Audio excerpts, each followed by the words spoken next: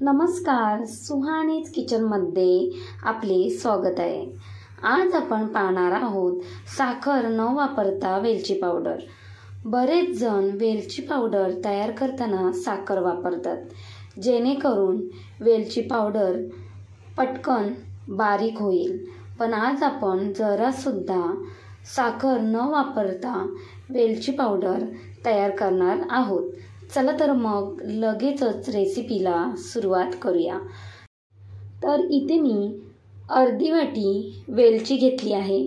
तर वेलची घेताना हिरवीगार रंगाची घ्यायची, म्हणजे ती ताजी वेलची असते आणि दिसायला सुद्धा हिरवीगार दिसते आणि तशीच त्याचा सुगंध खूप मस्त येतो।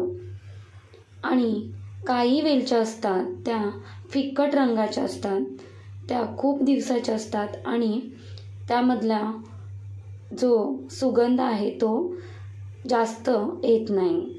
तर इथे मी अर्धी वाटी घेतलेली आहे वेलची। तुम्हाला जेवढी वेलची पाहिजे तेवढी तुम्ही घ्या।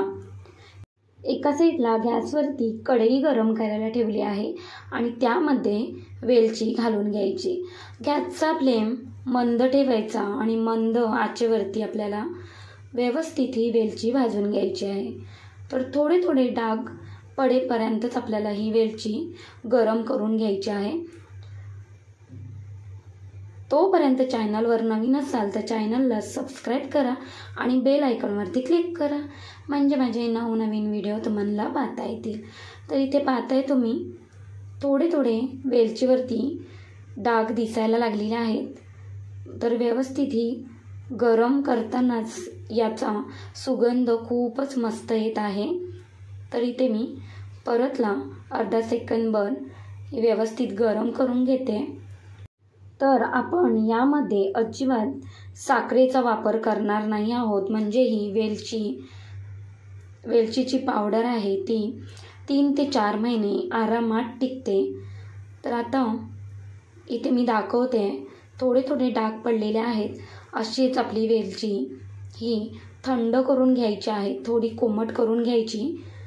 तर मी एका भांड्यामध्ये काढून घेतले आणि इथे गरम आहे ही वेलची। तर आपल्याला ही थंड करून घ्यायची आहे आणि थंड झाल्यानंतरच एका मिक्सरच्या भांड्यामध्ये ही घालून घ्यायची आहे। तर इथे मी एक मिक्सरचं भांडं घेतलं आहे आणि त्यामध्ये सर्व वेलची घालून घेते।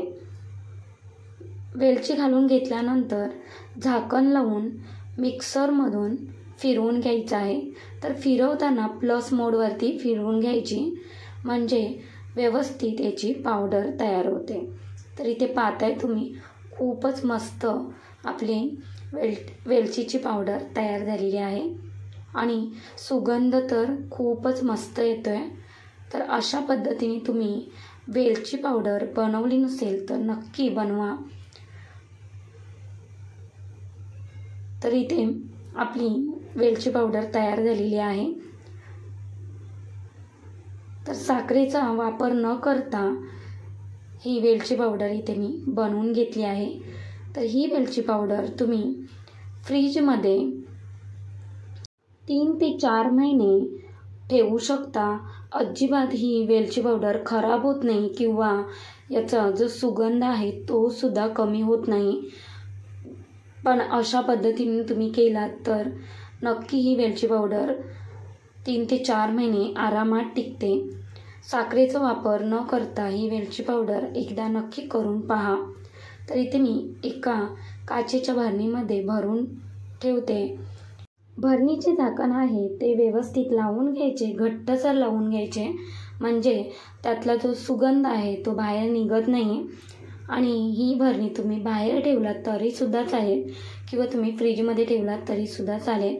तर येत्या गणपती बाप्पासाठी अशा पद्धतीने तुम्ही वेलची पावडर बनवून ठेवा, म्हणजे पटकन अशा रेसिपी तुम्हाला करता येतील। तुम्हाला रेसिपी कशी वाटली ते सुद्धा कमेंटमध्ये नक्की कळवा। कोणत्या भागातून पाहताय ते सुद्धा कळवा।